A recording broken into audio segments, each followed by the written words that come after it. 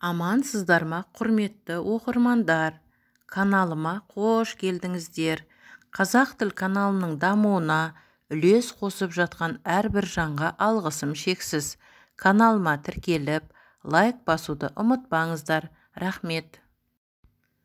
Жалғыз қалған қариядан сұрады: балаларыңызды сағынып жүрсіз бе? Қария былай деп жауап берді: балаларымның балалық шағын сағындым. Өйткені ол кездері мен үйден аз уақытқа кеткенде балаларым жылап сағынатын. Есіктен кірсем, олар мені күлімдеп, қуанып қарсы алатын.